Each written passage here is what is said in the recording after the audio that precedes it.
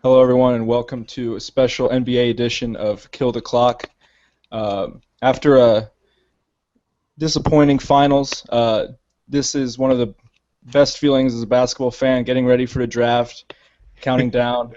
Uh, Nothing like it, and this is one of the better drafts in recent memory, so I'm pretty excited. And we just got hit with some pretty big news this week about Joel Embiid, and we're going to be talking about that and much more. Here to join me is a huge panel of people ready to give you their draft expertise and scouting reports and rumors and what's going on with all the lottery teams. Uh, Richie Rahal, what's up? Hey, Rob Neat Singh, what's up? How you doing? Hey, what's up? Anoop Dillon, what's going on? What's up? What's up? Mr. NBA himself, what's cracking? Zaid, Hadid, Ginobili, and a head editor-in-chief from the 22nd Timeout, a waning star in the basketball analytics community, Majid Mara. What's up, man? Not much, but to say that I'm a winning star implies that I'm a star at all, so I'll take any compliment I can get. Yeah, man, you take that. Okay. No, but seriously, everyone, go check out his blog, 22nd Timeout. It's great. But Yeah, last update was like April 1st. let's get right into it, guys. Joel Embiid, he's got a stress fracture. He just got surgery a couple days ago. He's expected to be out 4 to 6 months. This obviously hugely affects the draft because we don't know how far he'll slide, and he was widely considered the best prospect and possibly one of the better center prospects we've ever seen. So I know the Cavs are really into him, and how do you think this affects their decision, Rubneat? Well, I think it affects it dramatically. For example, I just feel like he was the best player in this draft coming in. He was drawing comparisons to Hakeem, which I know some people in this podcast don't necessarily agree with. yeah, But no, nonetheless, he was showing like he had better footwork and skills than a lot of NBA centers today, and he showed potential that he could be the best center in the NBA eventually. So I thought the Cavs were going to pick him one, especially since they needed a center. But now that this foot injury happened and he's drawing comparisons to Yao and Odin, I don't think they're going to pick him. I think he's going to fall to the Sixers, but I still think he's going to be a top 3 pick. I don't think it should matter that much. I mean, he was the number one draft potential pick for the whole year. Yeah, he got an injury. A lot of rookies get injuries their first year, but they come out strong. This is a different injury than a lot of others, but I mean, centers are hard to come by in the NBA, and this guy has the post moves. He's got the defense, and I think that they should just pick the number one prospect on the board. Yeah, I think I agree with that. And I posted a question on Twitter maybe a week or two ago. Like, this is before we received word of his knee injury, but, we had already known about his back ailments. And the question was, how many Embiid games would it take for you to consider him the top overall prospect? What I mean by that is, how many over an 82-game season, if, say, Embiid's ceiling is 60 to 65 healthy games, would you still consider him the top prospect? That's an interesting question. I think 60 games is not ideal for a franchise player, but I mean, depending on the player, I think it could get it done. I think at the end of the day, we're looking at, when it comes to Embiid, just how far his ceiling is, and I think that's the difference. I think that's why I agree with Ramneet. He won't drop out of the top 3, and I mean, the injury hurts him, but I don't think many teams expected him to, light the league on fire his rookie season as it is. So, I mean, the injury hurts, but if I'm in the top 3, I'd still pick him. yeah, I think I'd have to agree with Anoop here. 60 games of your rookie season, it's not ideal. Again, like he said, but I think the main reason why he's garnered so much attention is because of his potential.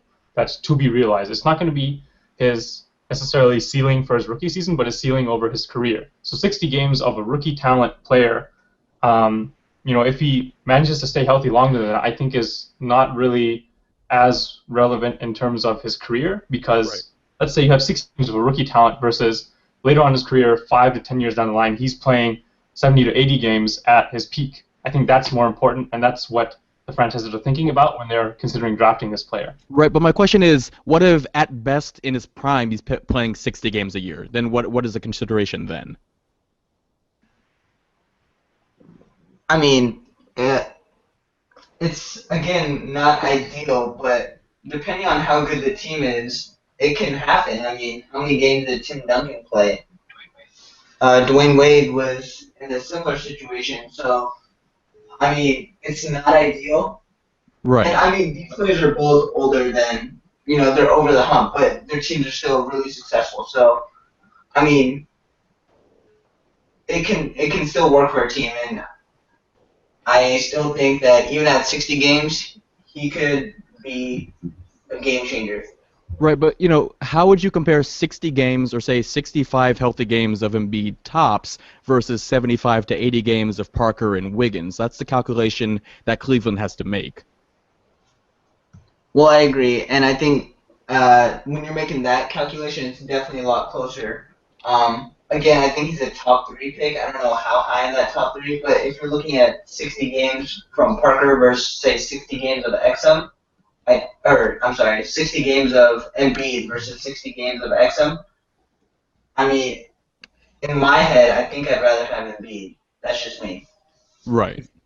If you're getting Wiggins at 15 more games, I think that's a safer pick, and I think that should be the pick that should be made. So, I mean, Wiggins is a top 3 pick, and at the very least, you're getting a guy who's going to be a very good perimeter defensive player, and I mean, his offensive game obviously needs refinement and polish, and but I mean, the athletic upside is there, and he seems just a lot safer to me, especially if that's the calculation being made. If you're getting him for 15 more games, I think that should be the pick. And so when it comes down to those other teams, when you look at like then it's Jabari versus Embiid, and then it's Exum versus Embiid. At what point does a team say, hey, okay, it's falling down, and we should make a run at him? Yeah, I agree. I think if you're comparing the top prospects, that you're comparing, let's say you get 60 games of Embiid versus more games, maybe 70 from, let's say, Wiggins, you got to take Wiggins because he's going to give you more production over the course of the season. But I think when you're comparing, I think Ravneet mentioned this earlier with. I'm sorry, I think you cut out a little bit.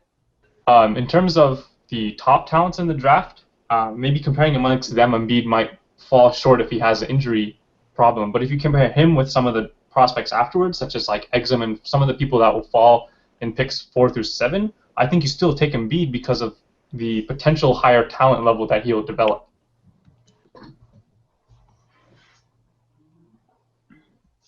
I think when you look at his skill set, I mean, it's just so attractive. You've got someone who could be an elite rim protector who has range extending to the 3-point line, who has incredible footwork for playing basketball for 3 years, and he's 20 years old, so you could basically mold your own superstar, so to speak.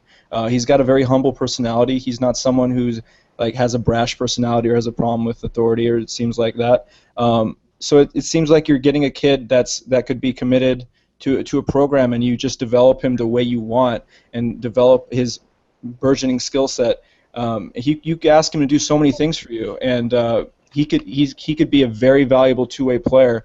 And I think, I mean, at the moment, he could drop as far as the Lakers, and I don't see the Lakers passing on him. I don't see Boston passing on him, honestly. But I think it's very possible he falls out of the top 3, and I think that for teams like Orlando or Utah, that's something they have to think about. For Utah, for a team like Utah, they seem pretty committed to Enes Kanter and Derek Favors. But if Embiid's there, do you forego that and maybe go for Embiid? I'm not sure.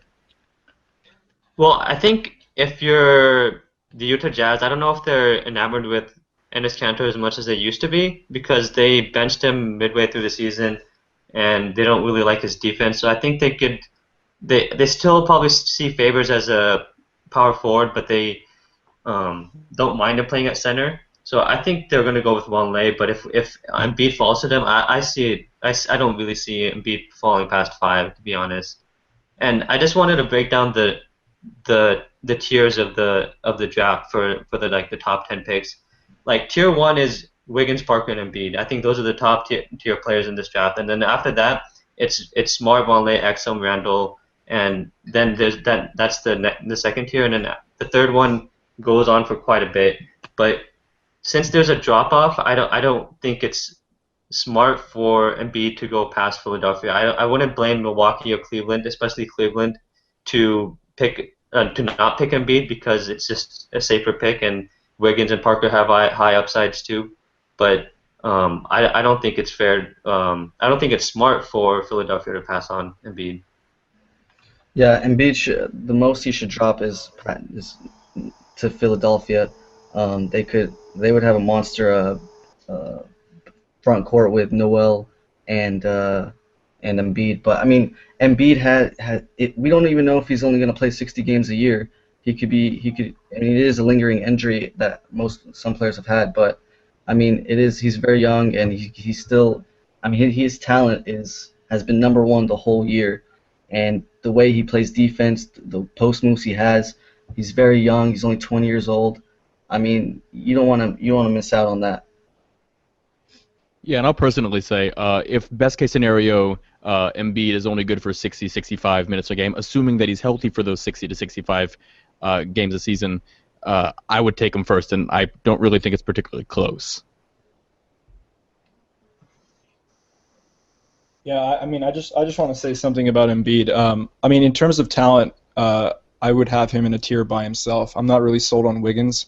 I think Wiggins. I know he'll be a good defensive player on the perimeter, but I think his offensive game leaves a lot to be desired. Or so I mean, and Jabari is failing workouts with the Cavs and appears fat. So I don't know about him either. So, but I mean, if you're looking at the tiers right now because of Embiid's situation, yeah, I would put him in the first tier with Jabari and Wiggins. So let's go into who everyone thinks the Cavs should pick. So let's Majid, go ahead. Who do you think? Like I said, Joel Embiid.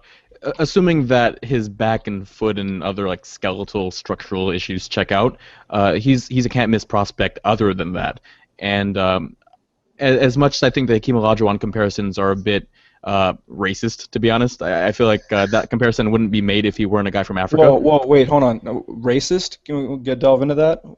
Sure. Part of the reason Embiid draws these Olajuwon comparisons is because he's a guy from Africa, right? That there's no way around that. But don't you think it has to do with a lot of his skills, and the fact that he like watched tapes of Hakeem and tried to model his game after him? Well, right. You can say that, Joel Embiid has patterned his game after Hakeem Olajuwon, but to construct a narrative saying that he's the next Hakeem Olajuwon is a different story. Right. I don't think he's the next Hakeem Olajuwon, but to compare him to him, I don't think it's doing any injustice to Hakeem. No, it's not an injustice to him necessarily. I just find it strange. I mean, why not compare him to David Robinson?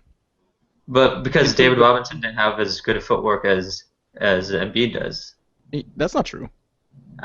I think so. I think No, David Robinson was more of a muscle type of player, and if you want to compare David Robinson to someone, I think it would be Dwight Howard. In terms of body type, Embiid and Robinson are much more similar than Hakeem and Embiid. But what about skills? Yeah, Robinson's post-up game was good. I mean, Embiid's game certainly isn't nearly as good as Hakeem's. Right, but don't you feel that David Robinson was more athletic and he used that to his advantage? And I don't think Embiid's necessarily his game relies on his athleticism. Hakeem was arguably a better athlete than David Robinson. Yeah, I mean Embiid he doesn't rely on his athleticism that like Robinson did. Right, but Hakeem relied on his athleticism a great deal, is my point, and that doesn't stop people from making the comparison to Embiid. But I don't think Hakeem relied on his athleticism as much as David Robinson did.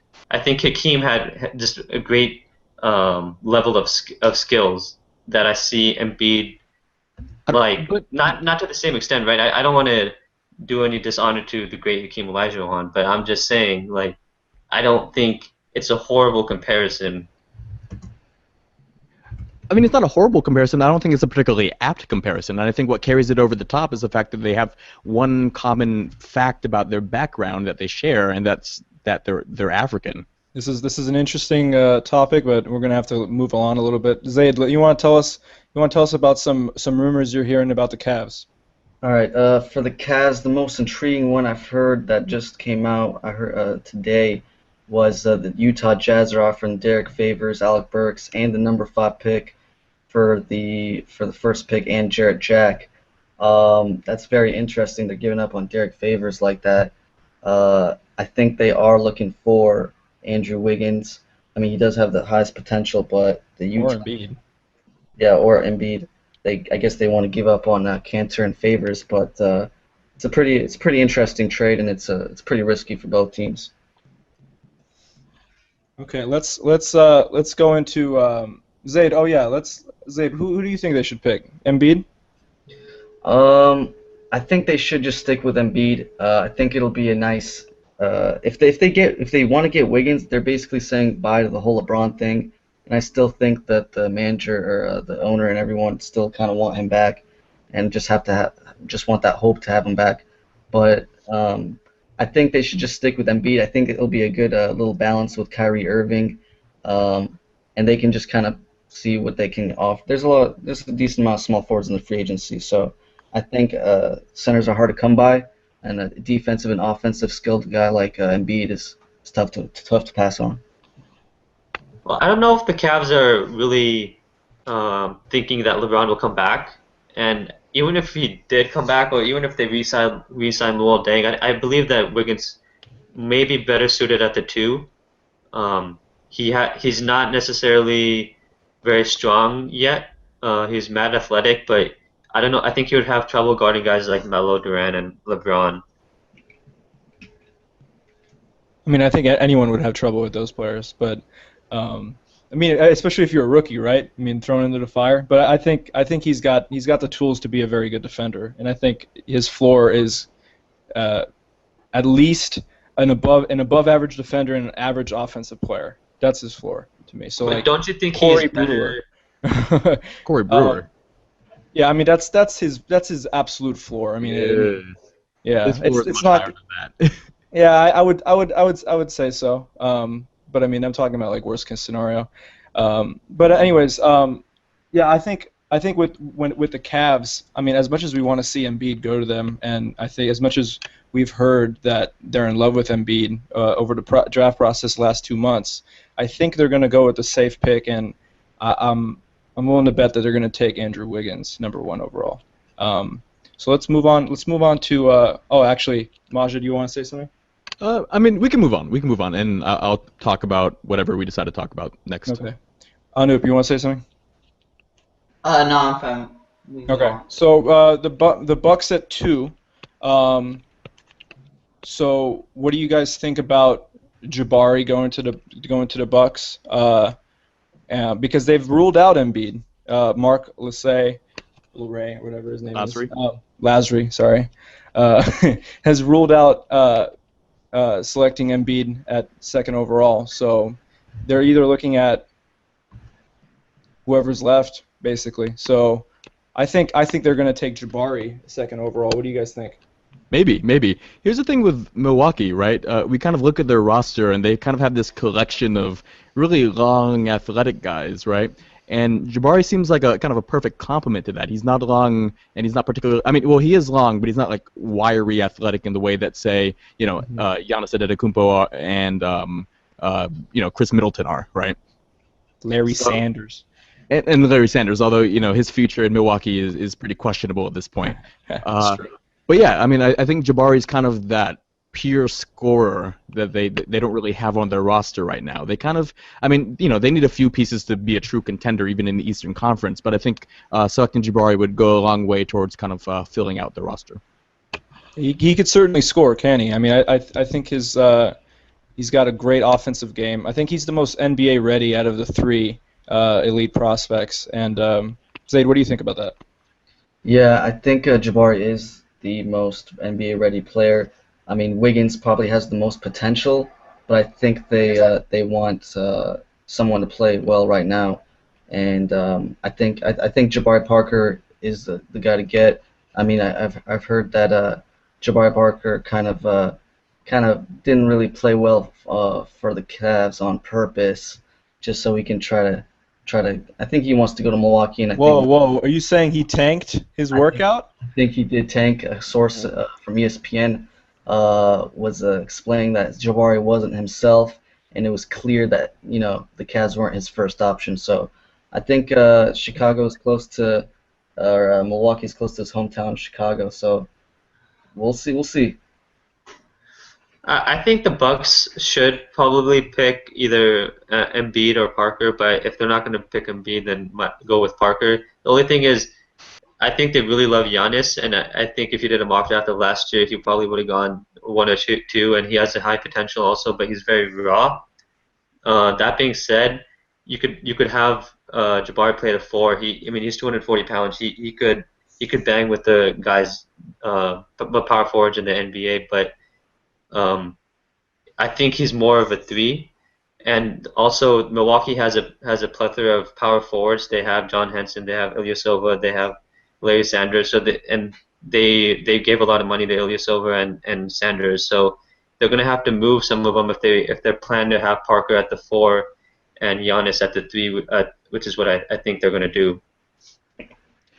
I kind of have two questions. One, are we sure that Giannis is this, uber gifted guy with a lot of No. potential, or is he No. simply just some guy who's kind of long and intriguing, and because of that, we kind of assume that he has this sort of boundless potential and projects as some Kevin Durant-like player? Right. I think, in a certain sense, his build kind of to an extent informs our opinion of him. We see that he kind of resembles Durant in the way that his limbs sort of float around and kind of encompass the whole court, and we say, oh, in 3 or 4 years this guy is going to be amazing. But he doesn't necessarily have the feel for the game that it takes to be an elite player or even an above average one. That's And true. he really had a poor rookie season, especially in the second half. And my second question is, Jabari Parker had a really poor season defensively, his one season in Duke. Do we think that Jabari is going to be a good enough defender to be, an impact player in the NBA, or do we think that his offense will be good enough to make up for his kind of eventual or inevitable substandard defense?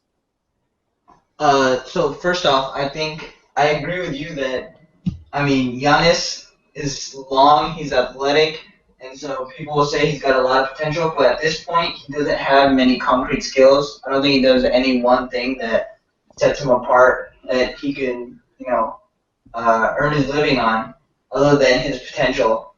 And last year's draft was incredibly weak. I think in most other drafts, we wouldn't even be talking about him. I think he would have been swept under the rug, but because he's a rookie in such a weak draft, we just find things to like in him. Right. We have to find things to like in someone, right? About Jabari, I think he actually had the highest or best defensive rating on that Kansas team. Duke team. And Wait, did he though? he did. I think he had a defensive rating of 94, and I think it was by far the best defensive rating on that team. And that includes supposedly good defenders like Rodney Hood. So He got coached by he got benched by Coach K like pretty often down the That's stretch true. of the tournament. that's true, but he was also playing a lot of center and power forward. So, I think that skews both of those things. Yeah, I agree with Anoop. I think he was playing out of position, right? So when he's playing out of position and he's playing the center position, then it makes sense to put a better defensive player in when you have someone like Rodney Hood there to carry the offense. And then, so I think his defense will be fine if he guards other small forwards, but guarding power forwards might be somewhat difficult who have like a large wingspan and large length. But I mean, he's 240 pounds. I think he could hold his own for the most part on the defensive end. And for the first question, I think I mean I'm not a huge fan of Giannis, but like scouts love his wingspan and they love his athleticism and his potential in his hands. I don't necessarily agree that he's going to be very good and he should be the future of the Bucks. But then if you pick a guy at small forward or at the same position as Giannis, it's almost indicating that you gave up on that player. And I don't know if they necessarily did. I don't think picking Parker means that, but I think like in just for example, like um, if the Jazz picked Marcus Smart, it just doesn't make sense for them because it's saying that Trey Burke was a bad pick for them. I mean, going back to, I mean, yeah, about Giannis, I certainly like that he has a narrative. It seems like he's such an interesting guy, and he's from Greece, and he's got such a really long name that I mean, these are all things that we like about a prospect week draft, and I think he's gotten a lot of hype, and I wouldn't surprise me at all if he doesn't live up to that hype. Um, but I mean, there's certainly things that you really like about him, like his wingspan, like the fact that he's still growing. I mean, he's a really raw kid, so maybe they could mold something, but uh, I wouldn't be surprised if he doesn't live up to that hype. I think that hype is built from someone needing something to cheer about their Bucks last season, their woeful Bucks, and I mean, this is a guy who's pretty interesting. He's from Greece. I mean, and he's got a really cool name. I just wanted to go back to something that Ravneet said that I found pretty interesting. Just because you draft somebody at the same position as an incumbent player doesn't necessarily mean that you give up on them. Especially now in today's NBA, where lineups are more or less positionless, things are sort of determined or are kind of divided among perimeter players and bigs. Uh, take Marcus Smart, being drafted by Utah, where this Trey Burke. I can imagine, very successful lineups, including both of them. Especially given Marcus Smart's wingspan, it seems like a perfect fit for him to play the two alongside Trey Burke. And we have plenty of examples currently in the NBA with, say, Goran Dragic and Eric Bledsoe, neither of whom is a traditional shooting guard, but both sort of complement each other very well. All right, yeah. So I think we talked a lot. Well, maybe not that much about the Cavs. A lot about the Bucks. Moving on to the 76ers, I think that they have a lot of needs, to be honest. I think they've got a lot of potential. I like Thaddeus Young. I like Michael Carter-Williams. And Nerlens Noel was at one point a first overall pick, even though it was a weak draft, and he did end up falling. I think that they're still looking for a long-term franchise player. I don't think that they've drafted him just yet. So I think if Embiid falls to him, they'll snatch him up. And barring that, I think they go Wiggins and Parker in that order. I think that overall they, at this point in their rebuild, value potential most. Yeah, I think I'd agree with Anoop there. I'm kind of in the camp that's going to say, Embiid still doesn't go number one just because of these, injury concerns. I could definitely see Philly taking him just based off of his talent level.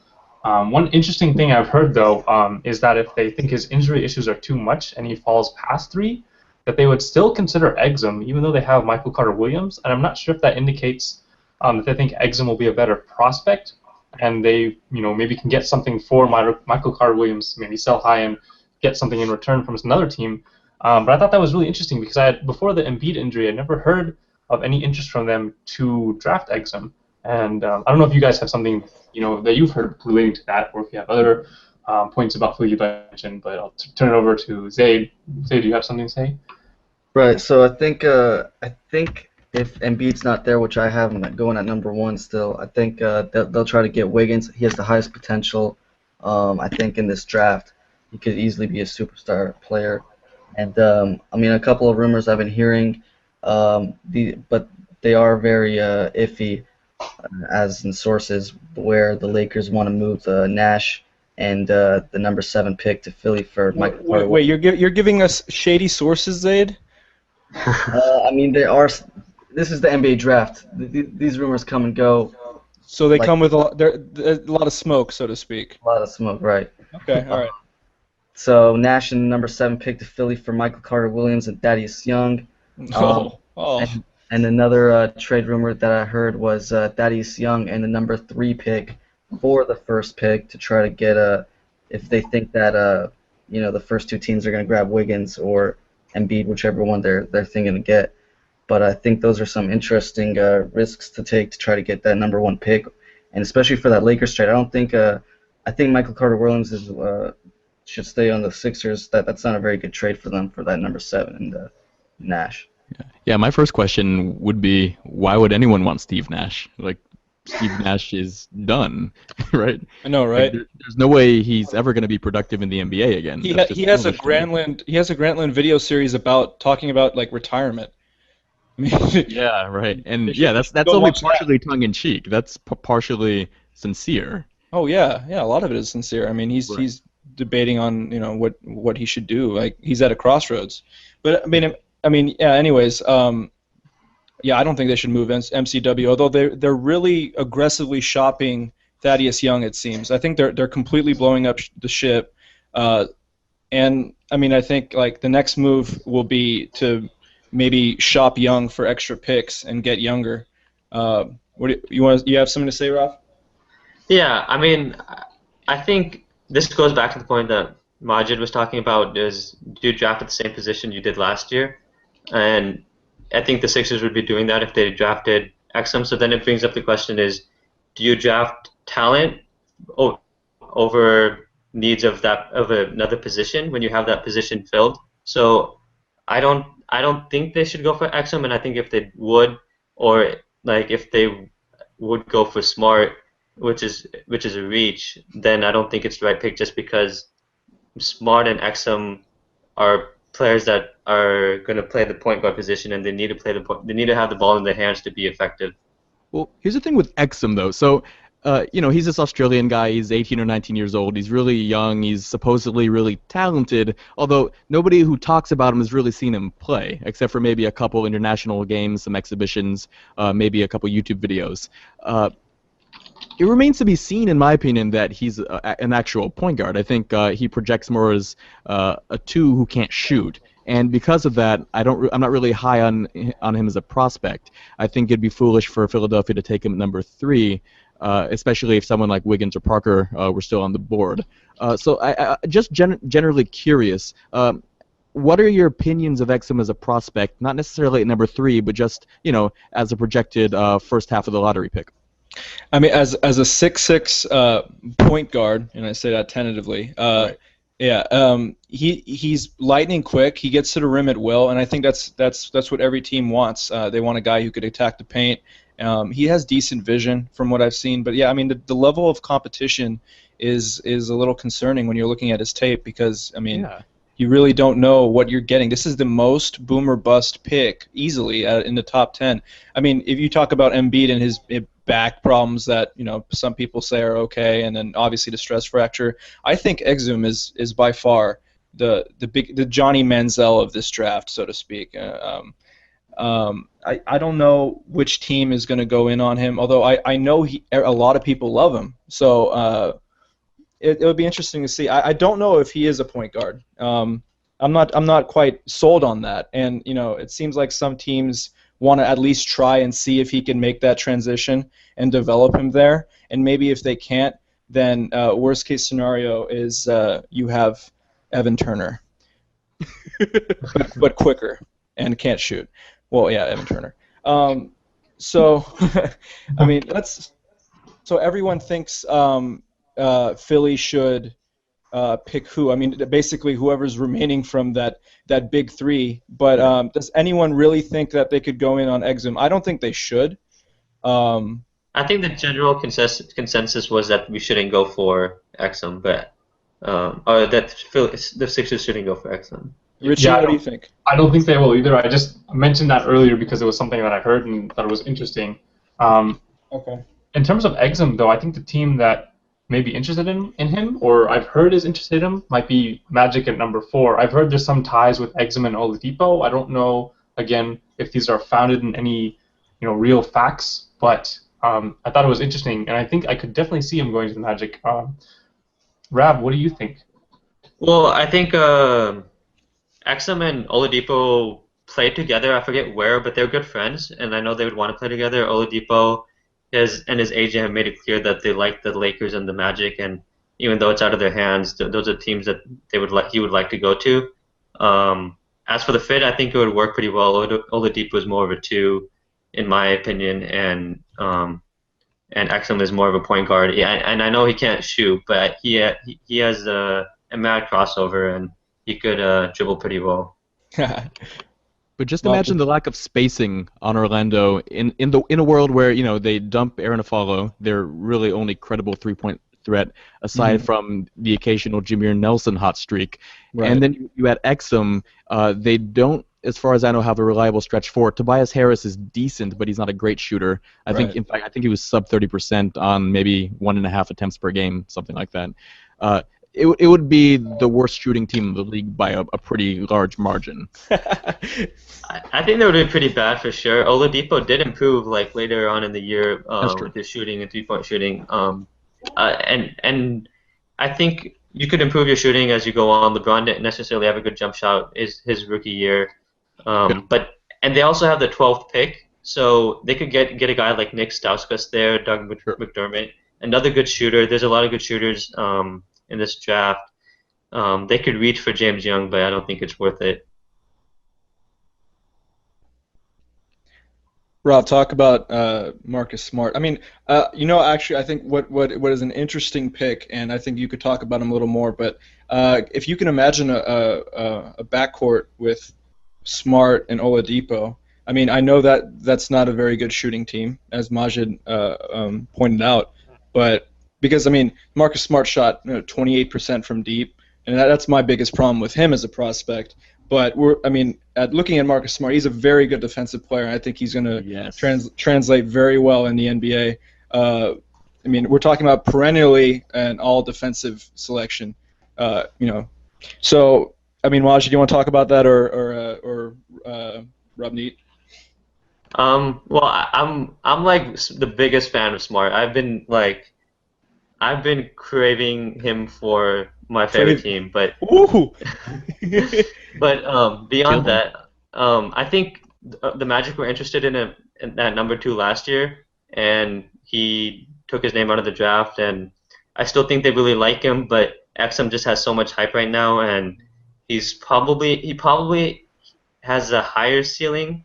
Maybe on my draft board I have Smart higher, and if I'm the Magic, I'm picking Smart just because I think it's a safer pick. But I see why. I think the Magic are gonna pick Exum instead. Yeah, I would have to agree. I think Orlando will be going with Exum. I think that'd be a pretty sweet backcourt with Oladipo, and he can play defense, and he's pretty athletic, and he can play a couple different positions. He's not probably the most NBA ready player, but I think he has a lot of potential. They have him compared to Penny Hardaway and Leandro Barbosa in his prime. Also for which is interesting. But for Speed. as far as NBA trade rumors, haven't heard too much for the number 4 pick, but they kind of want to possibly trade with Cleveland's number 1 pick. They're trying to offer the number 4 and a follow, but I don't think Cleveland's buying that. They kind of want the 12th pick with that too. So I don't know. I don't think Orlando wants to give up that much yet. Yeah, I just want to touch on Marcus Smart again.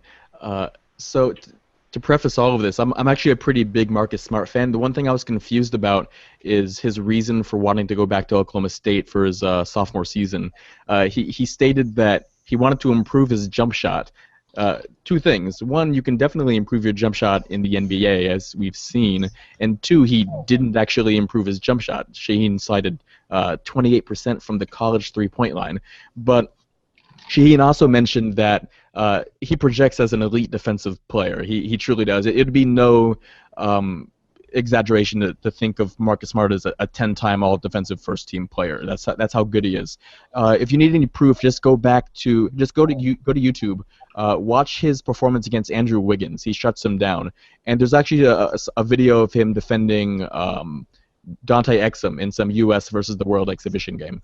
It's remarkable. To be honest, I would prefer him as a prospect over Exum.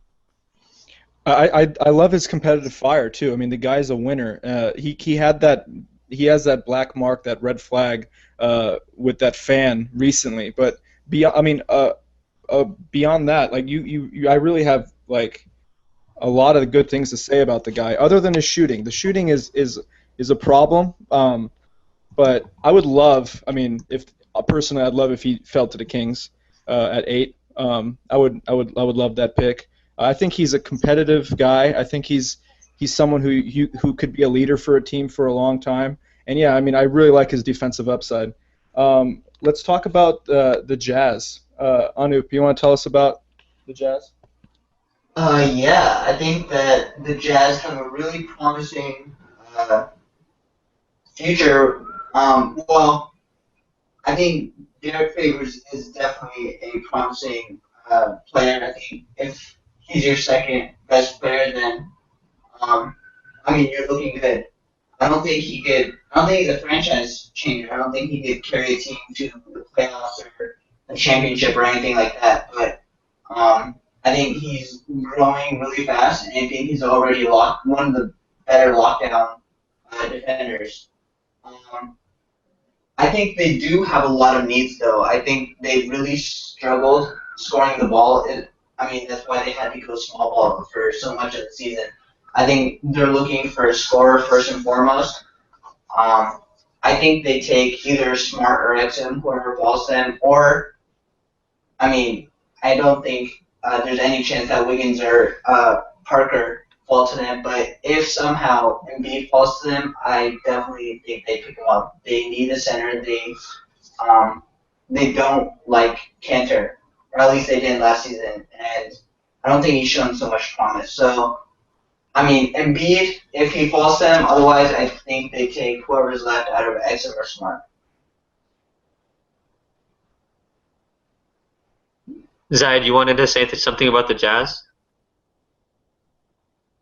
Yeah, so I think they don't have too much trust into in Favors and Canner for some reason. I just they're not playing well last couple of years, and I think they might want to look into Noah Vonleh. I think he has he has potential to play defense. He's very long, great rebounder, and he can shoot. So that's a little shooter they got for a power forward. That would be a good fit for them. I know they got Favors and Canner, but I think they just don't have too much trust in him. I mean, I even heard the trade rumor, like I stated a little bit, for the Cleveland pick, that they're trying to get the Cleveland pick and Jarrett Jack for Favors, Burks, and the number 5 pick. I mean, what do you guys think about that trade? Good for Utah, bad for Utah? Could you restate the trade again? So it would be Derek Favors, Alec Burks, and the number 5 pick to Cleveland for the number 1 pick, and Jarrett Jack. Yeah, Jarrett Jack and Embiid do it. I mean, I think it makes sense to some extent. I don't really believe in that many rumor trades for the draft. I remember it's just the last trade I remember happening before the draft was probably the Randy Foye one to the Clippers for Minnesota's pick or something like that. But like it makes sense to like Jarrett Jack was a failed experiment in Cleveland, and I think they should try to get rid of him. They've been trying to, and there's still going to be a really good prospect for Cleveland at number 5. I think with the Jazz, I mean, the number 1 priority for them, I mean, aside from picking someone at 5, is resigning Gordon Hayward, who is their best all-around player in my opinion, and I mean, resigning him and getting maybe some front court depth or shooting. I mean, this is a problem for a lot of teams, but I feel like a lot of teams are looking at getting some shooters. I think that's why Doug McDermott is getting a lot of rumors for him going to teams. But for the Jazz, I think Noah Vonleh is actually a pretty attractive pick because he's got range and he's also got the ability to protect the rim, which is something they need. I'm kind of over Enes Kanter, to be honest, because he doesn't play defense, and it's kind of frustrating. So I mean, if they go front court depth, I think they could get Noah Vonleh, and I think that would be a good pick for them. As for the Celtics moving down the line, I'm kind of confused with it. I think they liked Aaron Gordon a lot. They liked Marcus Smart, and they also liked one more prospect. It's blanking on. Oh, it was Vonleh. They really liked those three in their workouts, and I think Vonleh would be a good fit. I don't know if Marcus Smart would be because Marcus Smart is going to have a high usage rate in the NBA, and he's not going to fit well with the guy next to like Rondo. So I know he could play the two, but then Smart hasn't really learned how to come off the ball that well. He hasn't learned how to have a consistent jumper. So if he's going to be successful in the NBA, I think he's going to be at the point, and I don't think that's going to be as that's what Boston's looking for. So I think Boston should go for either Randall, Vonleh, or Gordon, a power forward. I think the Celtics are in an interesting spot right now, just because they're so early into their rebuild and they still have Rondo, and it looks like they're committed to having Rondo. So I guess there's going to be a kind of a generation gap between Rondo and whoever their next good star is.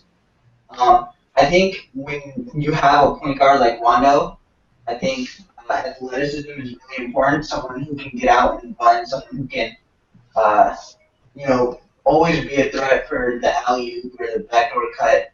Those kinds of things make point guards a lot better, especially passive first point guards like Rondo. Oh, there are rumors that the Celtics are looking to shop their pick for Kevin Love, in which case that changes the draft dramatically.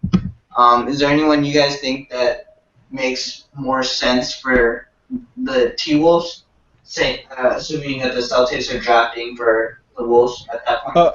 Yeah, I think when you talk about the Celtics, they're a team that could, as you said, they could dramatically change things, and I expect them to actually be aggressive come the draft. I think they have the ammunition certainly with the 6th and 17th overall picks and multiple future first rounders to maybe make a move for Kevin Love. They could also move Rondo and kind of because they've been moving so many of their assets over the past couple years, they could move Rondo for future assets, and ideally they could maybe throw in Gerald Wallace in that terrible contract, although that might be tough to do. But I mean, when you look at their needs, Avery Bradley's a restricted free agent, so maybe they could go shooting guard. They could go any number of areas, but I really do expect them to trade the pick or maybe move down or acquire more assets because they've already got so many, and they're in a really good spot, I think. I think someone really good could fall to them, or maybe they could trade it for Kevin Love.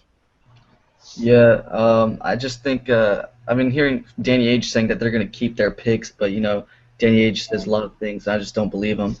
So if they were going to keep their pick, I think an athletic player with Rondo would be a great like Aaron Gordon. He's very athletic, versatile, power forward. They haven't compared to Kenneth Faried. I think he'd be a perfect fit with Rondo. Rondo doesn't have too many options to get his assists on that team right now, and I know he likes those dimes. But I just think that Aaron Gordon will be a good fit on the Celtics. Speaking of teams who don't really have a lot of players to get other players assists, let's talk about the Lakers at number 7. We all hate. We all hate the Lakers, even me, who doesn't. I mean, I'm not a Kings fan, but I still hate the Lakers because everyone does who isn't a Lakers fan. Yeah. You don't have to be a Kings fan to hate them. Yeah, I mean that's true. That's true. So I'm on the NBADraft.net mock draft, and I see Julius Randle at 7. I would love that. I would love for the Yes. Lakers to continue, kind of reveling in their own futility with Julius Randle, who I take to be the most overrated prospect in the draft. Yes. Yes, yes, yes. Oh my gosh. I hear the Zach Randolph comparisons. I don't see Oh. it. They're just really dark people who are left-handed. Like, I think that's kind of the basis for the comparison, if we're being honest. How do you feel about Julius Randle, and how do you feel about him going to the Lakers? Meh. I'm s- I think that Randall. I mean, I'm actually a fan of Randall. I think he was overrated at the start, and that now he's fallen to an appropriate level. I see the Zach Randolph comparisons. Actually, I think they both use their physique to bully their way inside, and once they're in there, they're really good at finessing their way to get the 2 points. I think that he'll have some growing pains in his rookie year, adjusting to the bigger size, but he's got a lot of skill. He's got really good footwork. And if he can ever develop a jumper, I think he could be deadly. Yeah, I think. Sorry, go ahead. Oh no, go ahead, go ahead. I like Julius Randle. He was pretty good in college, but I just don't like 6'8", 6'9" power forwards. Those never come very well in the draft, out of the draft. And I mean, just for that reason, I just don't want to take him. I mean, I hate the Lakers, so go ahead, take him. But I mean, he was pretty good on offense. He has his post moves. They made it far in the draft, obviously, but I just don't like 6'9" power forwards. Me too.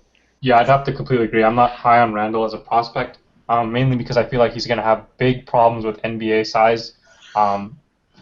In terms of his post game, from what I've seen, he kind of uses his physical advantages in college to his advantage. But I still feel like when he's going to go up against the bigger, shot blocking, more physical guys in the NBA, he will have trouble. And the example that comes to mind, as a Kings fan, I kind of think of Thomas Robinson, who we had big hopes for. Didn't end up panning out how I wanted, maybe for different reasons than I'm comparing with Randall. But the thing with Thomas Robinson was he was, kind of, he had some trouble with NBA size. I mean, I won't go too much into it, but overall, not high on Randall. What do you guys think?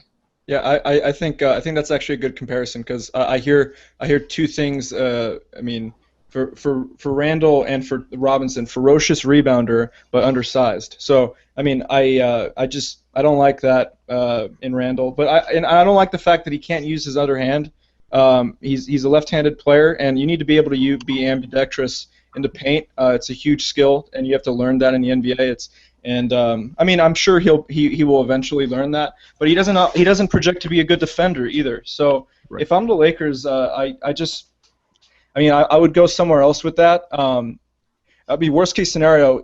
He falls to the Kings and the Kings take him, and I don't like him as a prospect. But I mean, we could be wrong about him.